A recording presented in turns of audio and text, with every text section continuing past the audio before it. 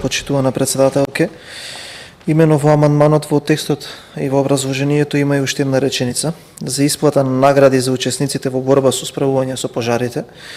Тоа доаѓа во подпрограма во Министерството за одбрана, која што го носи називот А2 пренесување на надлежностите на единиците на локална самоуправа, и со задоволство можам да ја информирам јавноста дека Министерството за одбрана ќе ги награди сите оние припадници на армијата кои што беа вклучени во гасењето на пожарите, бидејќи тоа е една хумана дејност која што навистина бара еден поттик од институциите кога во вакви природни појави, непогоди и појави се случуваат и кога се ангажира армијата, истите тие кои што се јавуваат на првата линија да бидат наградени. Тоа се случувало во минатото, таа пракса и ќе продолжи. Од аспект на правата на припадниците на безбедносните сили, јас сметам дека една одговорна влада, особено влада која што во центарот на сопственото внимание ги има припадниците на безбедносните сили, треба да покаже една системска грижа која што ќе биде во насока на подобрување на условите за работа, како што е опремување на просториите или службените инструменти кои што ги имаат со цел подобро завршување на работите, но и со покачување на платите кои што мораме да се согласиме сите дека едноставно во изминатите 34 години, кога повеќе, кога помалку, но се под просекот на земјите кои што ги имаме во регионот, и за таа цел можам да обзнанам уште една убава вест денеска во тоа втор ден за амандманската расправа, дека сите припадници на Министерството за внатрешни работи ќе добијат покачување на платите од буџетот кој што доаѓа и пред нас и за кој што ќе изгласаме за 2025 година.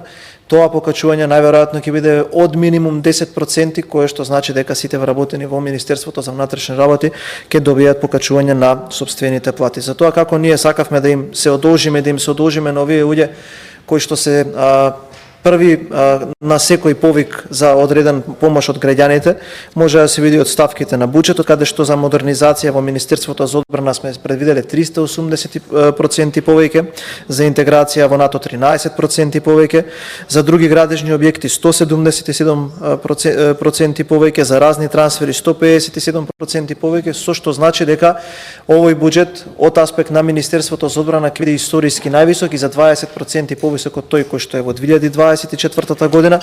Од аспект на Министерството за внатрешни работи, буџетот за плати ќе биде повисок за 24,3% повеќе, за реформи во полицијата за 240% повеќе, заради тоа што сакаме да направиме една ефикасна полициска управа која што ќе одговара на потребите на граѓаните.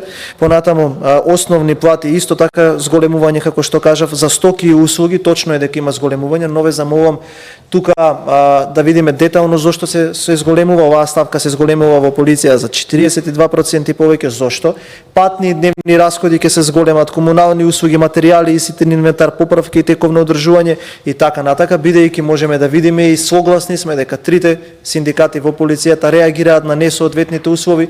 Овој буџет е договорен со голем дел од нив. Пред неколку дена имавме разговори со колешката Дафина Стојановска и со македонскиот полициски синдикат и со синдикатот на полицијата во Македонија, каде што овие ставки беа заеднички договорени за подобрување на условите.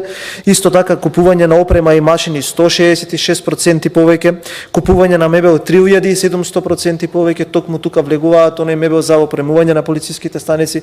Жалам тука што со нас не е министерот за внатрешни работи поранишниот, па да ни објасни детално зошто оваа ставка секогаш се качува барем за оваа година.